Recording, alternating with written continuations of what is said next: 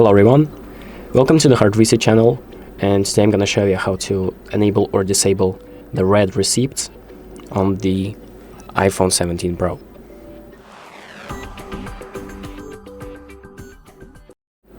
So if you want to enable or disable the option where the other person that you're messaging with can see whether you've read the message or not, you can do that by going to Settings, then scrolling down to Apps, then finding the Messages app.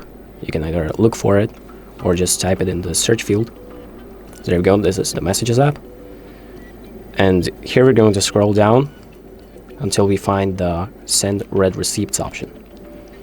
So when this is on, the people that you're texting with will see that you have read their message.